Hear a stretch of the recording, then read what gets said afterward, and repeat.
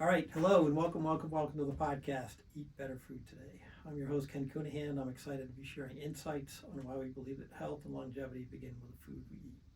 The goal of this podcast will be to inspire, educate, and enable folks to live a healthier life and do it affordably. My wife and I have been on this journey for over 10 years and continue to work on it every single day. Percentage of these profits from this podcast will be put towards child hunger with an initial focus on one of the poor suburbs in America, East Cleveland, Ohio. On this episode, we are grateful to have Karen Small. Karen has been working with fresh local ingredients for decades at the 9th Street Grill, Fulton Avenue Café, Flying Fig, now at Juneberry, and the Pearl Street Wine Market and Cafe. In this episode, we'll explore Karen's thoughts on food, health, longevity, and discuss what continues to inspire her after her long career as a chef and restaurant owner. Welcome, Karen. Welcome. Thank you. So we'll start where we start every episode and ask what you had for breakfast this morning. I had a fried egg and a piece of bacon and a little piece of whole grain toast. Did you eat that at home or at Juneberry? I ate it at home. Yeah. I don't like to bother them there when they're busy, so. Gotcha. So people's pantry is kind of an important part of healthy eating, so I'm just curious what you might have in your pantry, say at Juneberry, for the food you're preparing there. We've got a lot of Ohio grains at Juneberry. Our focus is very much native Appalachian cuisine at Juneberry, and so we've got a lot of corn. We have sorghum. It's really not unlike what else we do in Ohio, but whole grain flours, fruit when it's seasonal. That really isn't a pantry item, I guess, but mainly just grains and syrups. Okay. How does that differ from what you would have at your home pantry? Same? Different? Pretty much the same. Pretty much the I same? probably have, it's probably a lot heavier on grains and beans. I'm a big fan of beans, and I think they're, I don't think they're always a complete source of protein, but they're a good source of protein. With that, I've got a lot more olive oils and Mediterranean products at home as well than we do at Juneberry. Juneberry's very, very American-based. Okay. Interesting on the beans. So I was just at I mentioned the food pantry that I was at before this, and they have a lot of things they get from the food bank, and there are canned beans. So are your beans canned, or are you starting from scratch? I typically start from scratch, but I'm not opposed. I do keep canned beans in the pantry because it's quick, it's easy. Texturally, they're good. I mean, the only thing I'm not really sure where those beans are coming from, which is why I, try not to do that. But in a pinch, on a busy day when, I don't really have a lot of time to put dinner together, a simple toast of beans and braised greens is very easy and very satisfying. Nice. So I had an Italian grandmother. Great grandmother, and they influenced a lot of my, I guess, interest and focus on food. So how did your grandmother inspire your food philosophy? Boy, a lot. My grandparents were both, first they were immigrants from the Abruzzo region of Italy. They both came at about 13. And I think my grandfather was a little bit older, but my grandmother was 13. And they only knew the traditions, of the homeland. And every day was an educational experience over there. And I loved it. I absolutely loved it. They lived in Collinwood, and, this little postage stamp of a backyard. And my grandfather could grow more things than I've ever seen, and he was grafting pear and plum trees together, and he was quite the entrepreneur in the garden. And then beyond that, the basement was full of meats, cured meats that were hanging, and food that had been preserved for the winter time. So the wholesale influence of what they have offered me was huge. It was huge, and it's something, even from a very young age, I just had this intense attraction to. There was just, and I can't really explain it, but I would, just the growing and the cooking and the processes were just mesmerizing to me. Yeah, I mean, they spent a lot of attention on the food they made, the Absolutely. food they ate, the way they Yeah. stored it, the ingredients. Yeah, when it was summer, they packed it away in jars, and when it was winter, it came out. And and the meats, my grandfather, I never saw him doing them. I always saw the result in the bathroom, in the basement, in the basement hanging. But speaking of the bathroom, my grandmother used to bleach and scrub the bathtub at Christmas time, and I mean till it was sparkling clean, and then put bacala in there to nobody could take a bath for 5 days while she reconstituted the bacala, but Oh, wow. that's where it would sit. So. My grandmother never did bacala. No. Yeah. I at the time I wasn't a fan. I'm a little bit more of a fan now than I was then, but it was very transformational, and my whole life, kind of revolved around that. Although I was very close with my mother's side of the family as well, but they really didn't have much of a food history. It was a lot of ham and scalloped potatoes or steak and salad and stuff. My grandparents on the other side were much more interesting, so food-wise anyway. Sounds yeah, like it, yeah. And then I understand you spent the early years of your life with the family on a farm, kind of before you got into the restaurant business, so to speak. How did that influence? Well, it was a direct result. Something my grandparents and my dad and a million other people never understood, but it was a direct result of my exposure to that from my grandparents, and I went to Ohio University, and immediately was kind of in a real agricultural area, and fell in love with the area, and it was more the time than anything else, I think, that brought people together. I was actually watching a music documentary last night about 1971, and there was an impetus just to be extremely political, extremely counterculture, and so that's pretty much what we did. It wasn't so much living with a family as we all kind of became a family that lived in southern Ohio. So I guess loosely a commune, but there was no demonic leader or anything like that. So it was wonderful. Both my kids were born down there, and we decided probably not the best place to educate our kids. Came up north again. It's wonderful. Grew things, raised animals. It was terrific. So big focus on the ingredients, the farm, the soil, the kind of the way everything starts, I guess, before it gets to the purchase. Yeah, very little. Yeah, it's by the time it gets to the grocery store, wherever you're going, the process is pretty much finished, and I think taking it from seed to the plate is something that's kind of interesting. And raising your own meat is.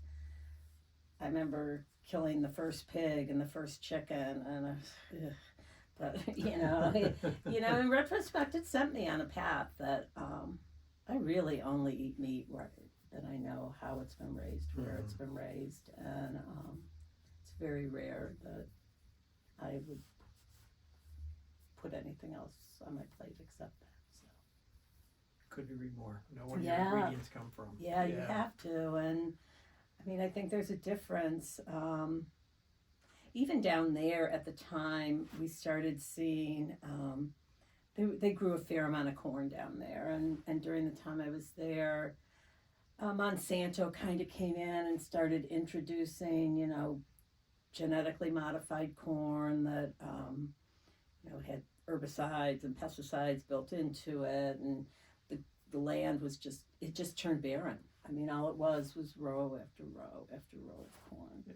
And it was really frightening. It was, and I don't think the people who lived there, the farmers, realized the ramifications of what was happening at the time.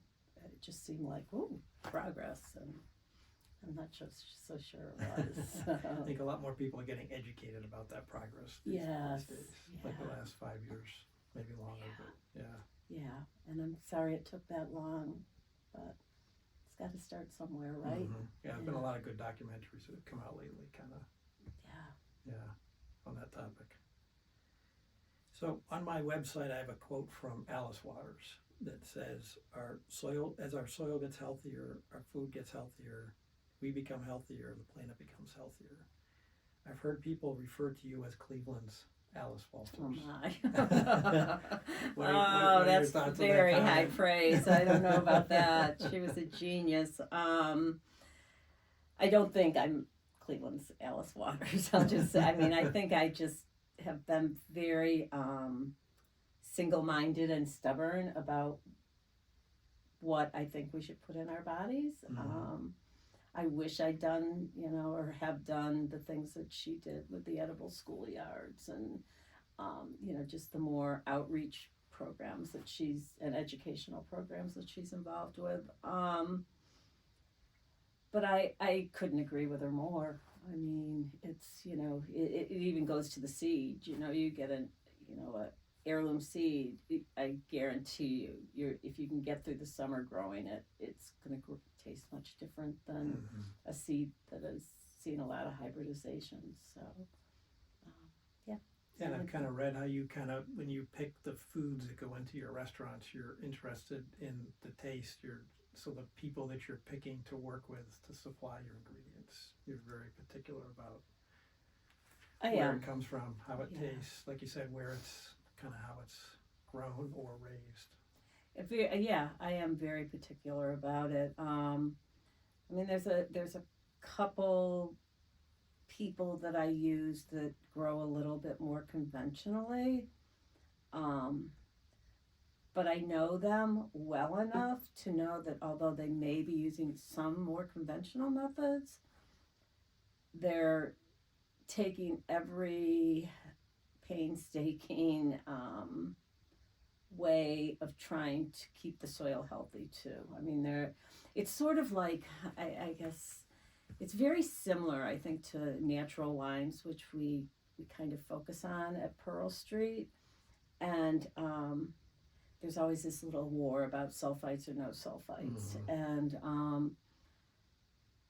like farmers who might have to use some sort of pesticide at the end of the season or the middle of the season to save their crop, and hopefully it's a benign pesticide, these winemakers only use sulfur if it's absolutely possible, and usually then or necessary rather, not possible, and usually then it's only at bottling. And I can understand that.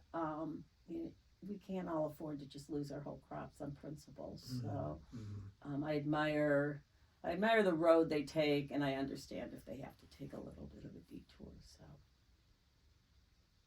how would you? There's a lot of conversation, media-wise, social media-wise, about whole foods. How would you define a whole food? Not the store, but the. Oh, okay. Yeah. Okay. I think a whole food is, to me anyway, the least processed version of whatever it is you're putting in your mouth. I think that a lot of people have been fooled by, whole grain, and it's hard to imagine that there's much in a box that doesn't have some processing going on. Mm-hmm. And more you can stay away from that, I think the better. I mean, the grains we use shouldn't be processed. They shouldn't be, I mean, ground to death, I guess, and, mixed with bleached flour. And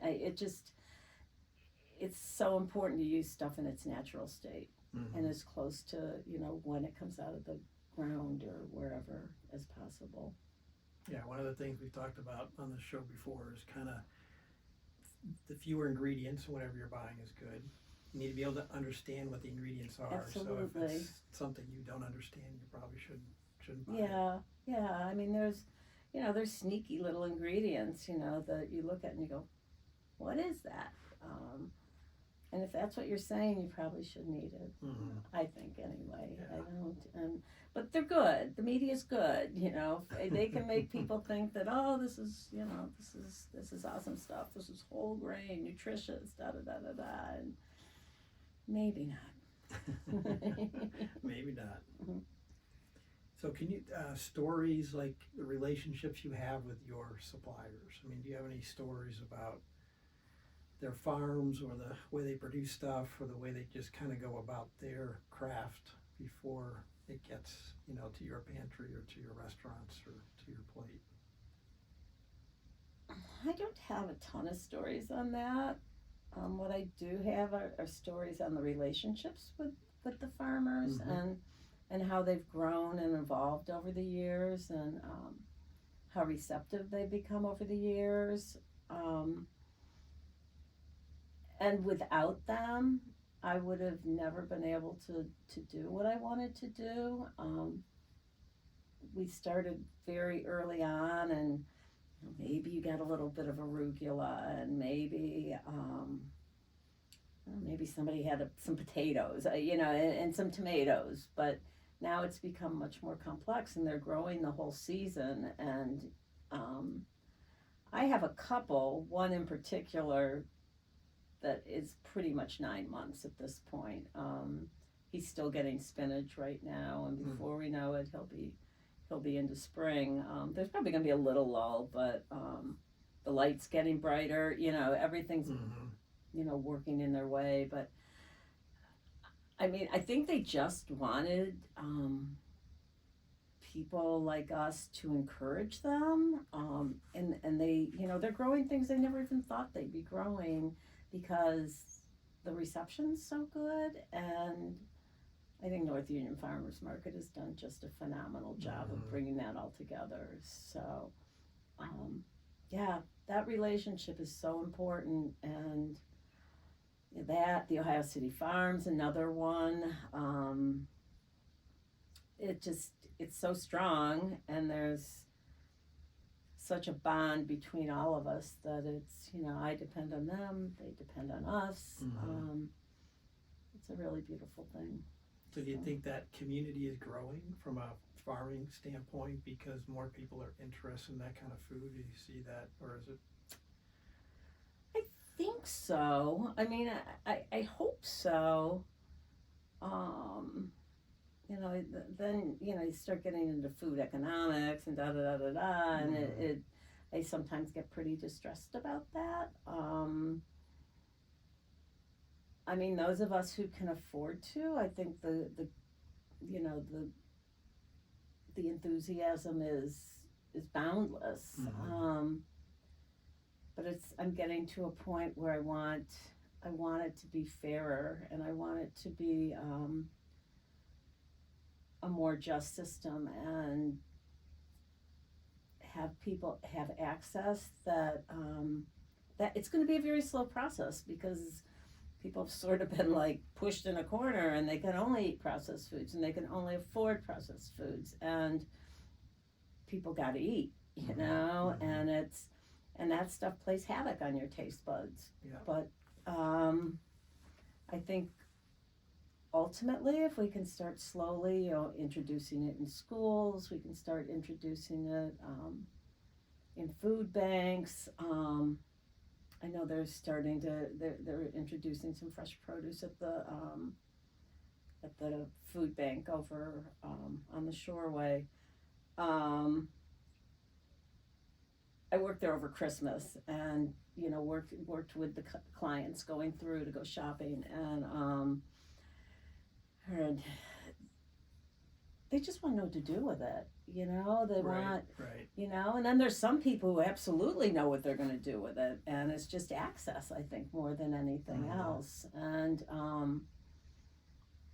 you're not going to find it at your local food desert. Right. And so access has to be better.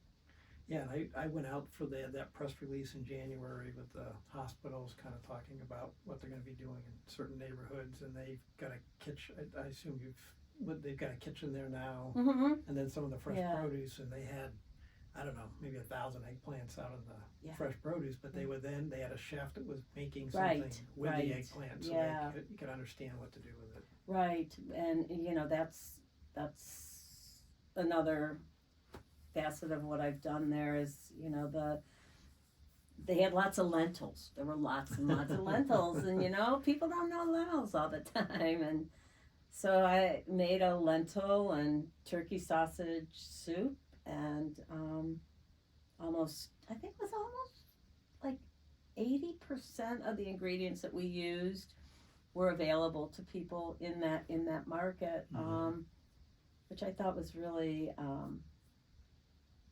there was good synchronicity there with that. Nice. So you've utilized that kitchen. Yeah, it's a great kitchen. Yeah, it is. All electric, and it's good. Oh, nice. And Eric does a great job there too. I can't pronounce his last name. It's really long, but I mean the passion over there with the people who are operating the food bank is pretty special. Really pretty special.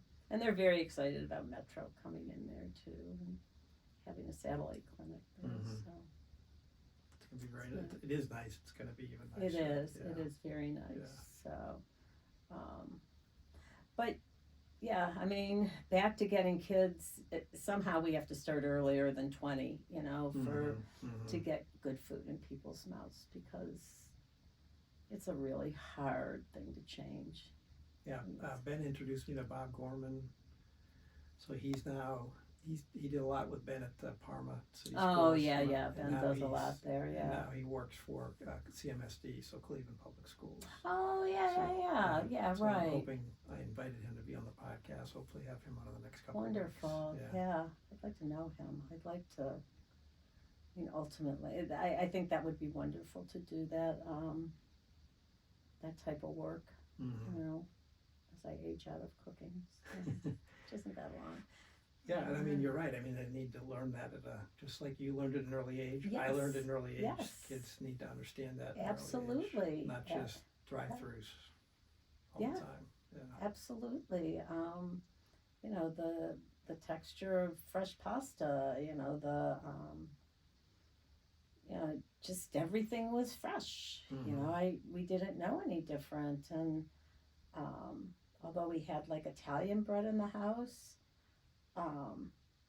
my dad was very fussy about the only thing we could possibly have in our house was bakery bread. We were never allowed to have grocery store bread in our house, because that's how he was raised. My grandmother did the bread, or she went to a Leshy's and got bread there. It was a different time. It's too bad, because all those little markets like a Leshy's and a lot of these little pocket neighborhoods of Italian and Irish and German, etc. All those little stores that are now these food desert operations where you can't really get anything that you really need or want, or maybe you want it but you don't need it. They used to be little markets in all those neighborhoods. They were ethnic markets in everybody's neighborhood. And maybe I'm being a little bit, nostalgic or something, but I think that was a really strong time. I mean, I remember just being, half a block down from my grandparents' house. There was a store where you could get fresh meat. You could get fresh produce. It was about this big, but it was there. And our neighborhoods were full of those, and they've been just transformed into just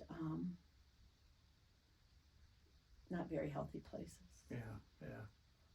Yeah, we've done a little bit of traveling kind of in Europe the last couple of years, my wife and I, and there's like every neighborhood has some version of a West Side market or a farmer's market. Yeah. And so that's where everybody goes to shop. I mean, they have grocery, larger stores as well, but there's a lot of fresh produce at these markets. Yeah, there are, and there's, a lot of these supermarkets have really only evolved in the last, 10 or so years in those regions. They're not like, oh, what do you do with that? But, as people travel more, as people, see the world more, they bring those ideas back and then they evolve from there. So have you done a lot of traveling yourself, or? I've done a fair amount of traveling, yeah. Spent a fair amount of time in Europe, Italy several times, France several times. I'm actually leaving for France again on the 31st to the Loire region. And, some time in England, some time in Spain. And I'm just fascinated by their markets and their cultures. I mean, that's, people might call me a little obsessive, but that's like the first thing I hone in on in any town that I'm in. So, we kind of do the same thing. We look for the food market when we're traveling. That's, I remember one day, I was traveling with a group of people, one of them being my business partner at Pearl, and we were in London. There were probably 6 of us, and we ended up at the Borough Street Market, maybe at 9:00 in the morning. And, we were there, then we went to lunch outside the market, then we went back. We were there the full day. I mean, we couldn't, we just couldn't get away. I'm sure some people weren't happy with a couple of us, but, it was like, you just, how people value food in other parts of the world, just in general, is amazing. Whereas I feel like we're getting an economic gap here for what people can value and what they can't value. So I don't want to get all political on you, but it's really getting to me. It's really, really, really getting to me. So there's no income differential in Europe like there is here. People just eat good food. They just go and they get good food, and they make good food. So I think that's a beautiful thing. Yeah, I agree. I think it is. So give us you've kind of been with many different restaurants, and you most recently stopped at Flying Fig that you had for a couple decades, and I kind of moved into Juneberry and Pearl Street. What was some of the, reasoning behind kind of that journey, at least for the last couple of years? And do you have anything planned in the future, I guess, is the other question. The only minor thing I have planned for the future is getting Juneberry to the point where we can be open a couple evenings a week. The space is gorgeous at night. The light's beautiful. The kitchen's manageable. I just think it would be really fun, really, really fun to do that. I don't want to turn it into an 18-hour a day restaurant, but I think, a couple specialty dinners a week would really be fun. But I have always, always, always wanted to have a breakfast / lunch type restaurant. I had one in Chagrin Falls for a few years called Jezebel's. And in theory, I loved what we were doing. There were just internal problems that just were insurmountable, so we had to just close it up.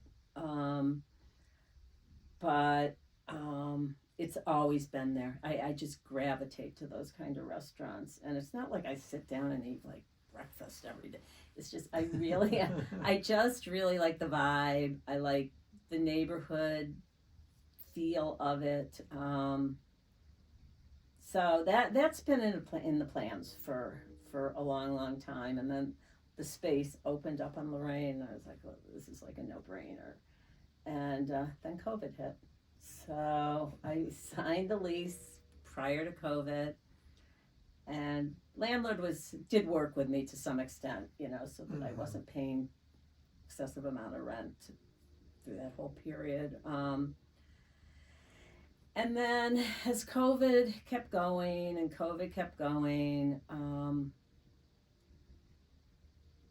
I just decided I was tired. I was just tired of doing the same thing at the Fig that we've been doing over and over again. And not that, I shouldn't say it that way. It just, I needed a new challenge, I guess,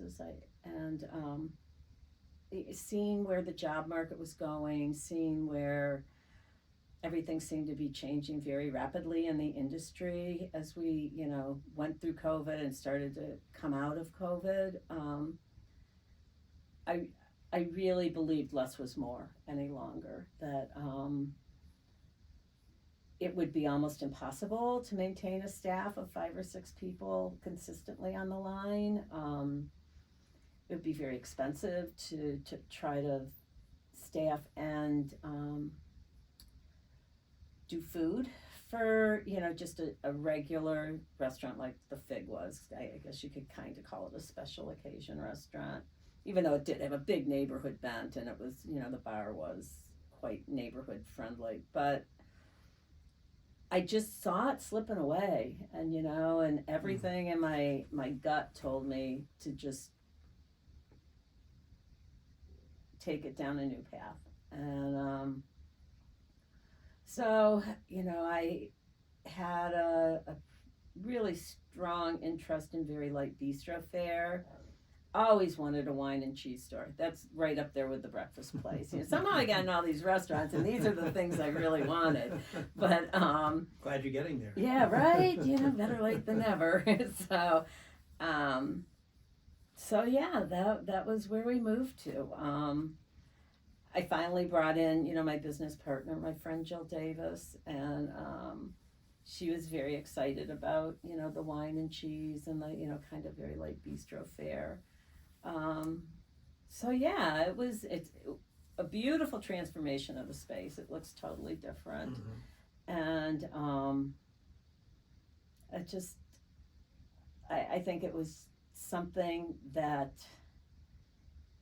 given the changes in the industry, was the most positive way to go.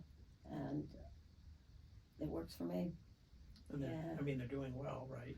Both locations. Yeah, Juneberry especially. Juneberry's just... Yeah, there's always a waiting list. I know.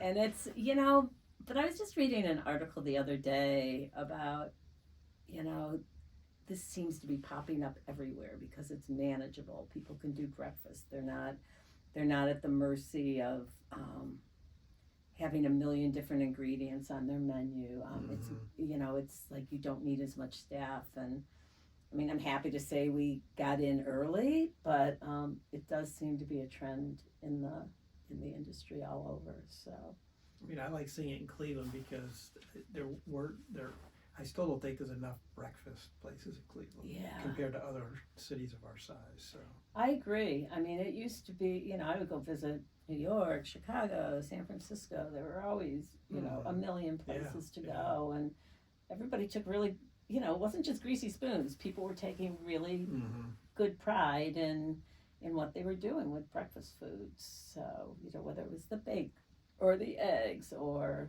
whatever it might be, it was done with love. So yeah, very nice. Well, I'm glad you're there. Thank you. In both locations. Thank you. What would you say your proudest accomplishment is?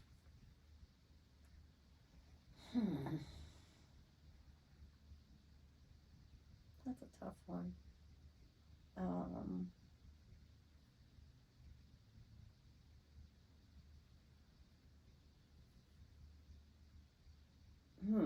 That's a tough one. Certainly, Juneberry is one of my proudest accomplishments. Had a breakfast place. So and the way that it hit, and we seemed to strike a nerve with it, was like I didn't know that I had that in me, to be honest with you.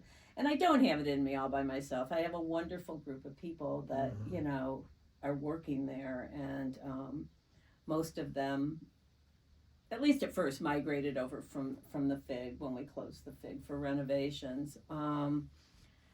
So business wise, that's probably one of my proudest achievements. I mean, being embraced the way I have been over years is something that I can't fathom, quite frankly. I really feel like I'm just kind of a normal person.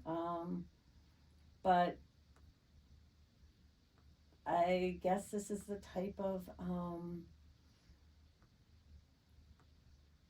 direction people wanted to see, and they were seeing it other places, and they felt like it was special, and I just knew it was right. I wasn't, I really honestly, I was not on a mission. I promise you. I just know that I wasn't trying to make a name for myself. I just know that's how I was raised. That's how I lived in Southern Ohio. I mean, it sounds stupid. I just didn't know any better. It's, so, but I'm very, very proud of that. And, of course, my kids, my grandkids, I'm terrifically proud of that achievement. So, as am I. Yeah. It's awesome. So, I'm not sure how you're going to answer, but if you had the attention of the world for 5 minutes, kind of given this whole topic, what would you want to say? They put you on maybe not a stage, but just had a conversation. Say, what would you like to say on the topic of health, longevity, food? Well, food is health. Food is, all things considered, longevity.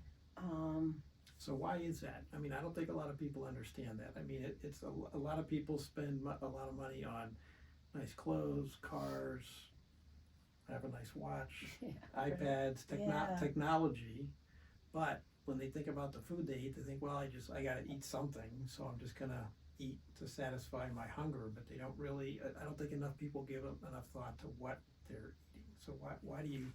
I mean, I agree with you. I just maybe explain a little bit. Yeah, I think so much of it. So much of it starts early on. It depends on what how you're. I don't want to say how you're raised. That's not.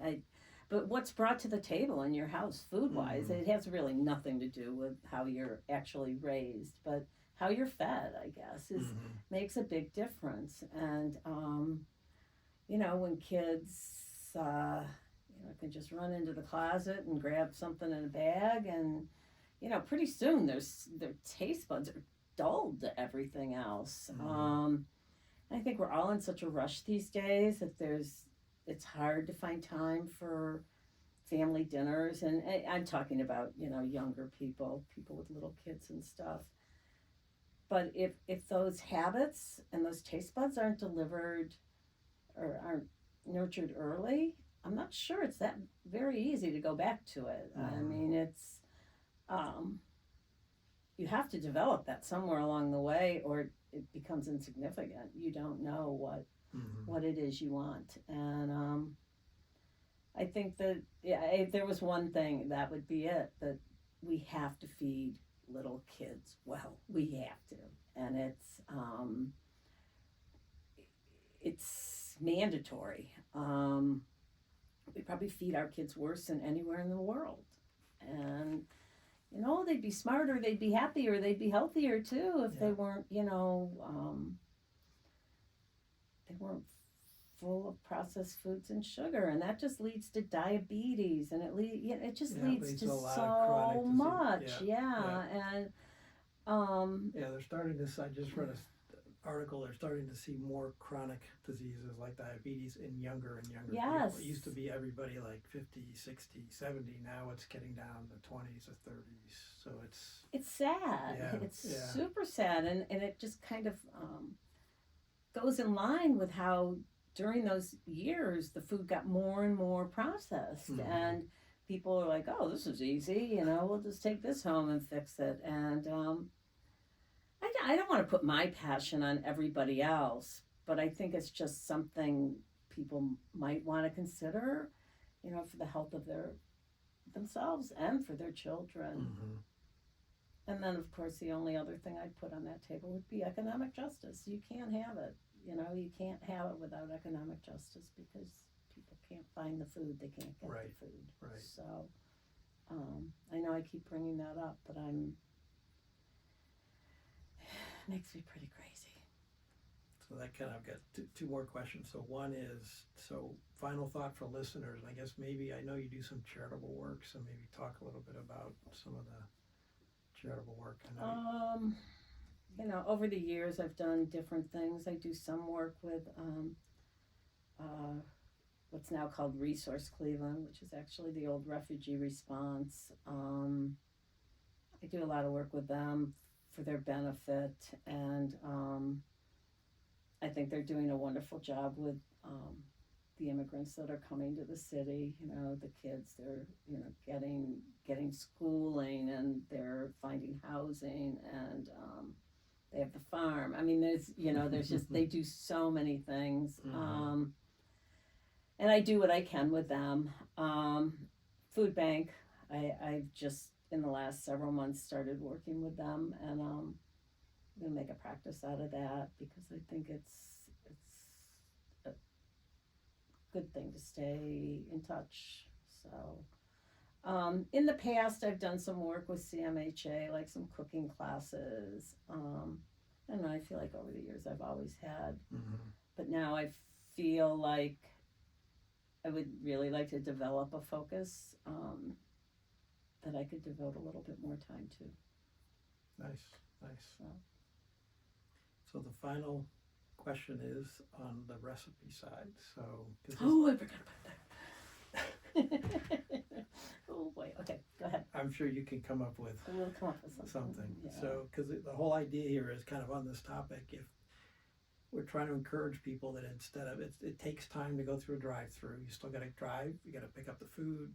Even if you do DoorDash, there's some effort involved there. So how can we get like a family of four to eat a healthy meal at home once a week? Do it for basically the price of what a takeout would be at some fast food restaurant. So under $25, which you can do in under 30 minutes. That just has a few ingredients. So maybe pick your favorite recipe or.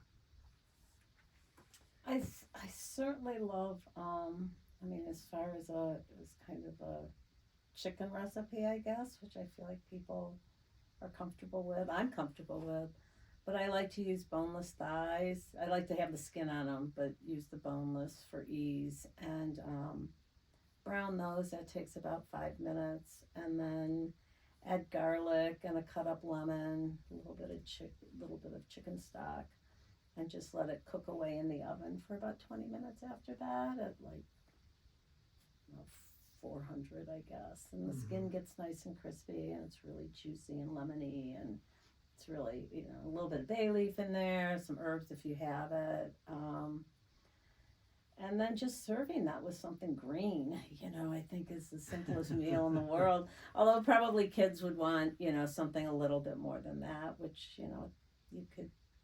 you could easily do something nice like a little pot of mashed potatoes that kids are they're gonna like and they're gonna eat, and they can be healthy mashed potatoes. They don't have to be unhealthy mashed potatoes. Yeah, they can do a sweet potato. Or Absolutely, I love sweet potatoes. And they take a little bit longer to cook, but you can roast them in about 20-25 minutes on a sheet pan. So,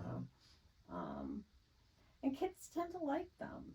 They don't know they like them because they always have them with marshmallows and all this other weird stuff on top from pineapples, and but just a sweet potato with a little salt is a little bit of salt, a little bit of olive oil, cut them in half, stick them in the oven. I usually take that potato, quarter it into like wedges, and sometimes I add a little spicy something like a hot smoked paprika, but you don't have to do that if you have kids in the house. And just add a little salt, a little pepper, and pop her in the oven at 400.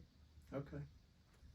Sounds good to me. One tip is, making sure you put your pan in while your oven's heating up, and and then when that goes on, it just immediately starts sizzling and cooking, and it gets really crispy, and probably don't turn them, or you're going to tear them up. So. put anything on the pan? Parchment, aluminum I foil? don't. I usually just use oil. I don't use oil. parchment. I don't feel like I get with vegetables anyway as crisp a result with parchment on the pan. I feel like the adherence to the pan itself really really creates that crust that you're probably looking for. Okay. And if you're really feeling fancy, in the last 5-8 minutes, you can throw in a handful of broccoli and let it cook up with it too. Yeah, we do a lot of cut it up, put baked broccoli in the oven. Yeah. So that, It's delicious Mm-hmm. and so simple and so good for you. Absolutely. All right. Well, thank you. Well, thank you. This Appreciate was wonderful. you being on the podcast. Yeah. I actually have one announcement to make. I have my first sponsor for the podcast. Oh, congratulations. So I'm going to close with my first sponsor here, and it's kind of an interesting sponsor. It's Zimmer Real Estate Group, which is part of Keller Williams. And you might ask the same question I asked myself when this gentleman, Bob Zimmer, volunteered to be a sponsor. Why would you have a Bobby realtor? Zimmer. Yeah. Why would you have a realtor be a sponsor on a health and longevity show with food? And so Bob has agreed to advertise and then take a percent of his commissions and actually help with this center we're trying to create in East Cleveland. Fantastic. So that's kind of the very, very good place for his heart and for what we're trying to do here. So thank you, Bob. And I'll have a link posted to his website on my website and on my podcast. So Bobby and Susie for years Yeah, and years Bob, and years. yeah, Yeah. good people. They are very good people. Yeah. So. So thank you, Bob, and thank you everybody for listening. Please follow us every week where you listen to podcasts. Please feel free to leave comments on my website, Eat Better Food Today. Gratefully yours, Ken. Thank you.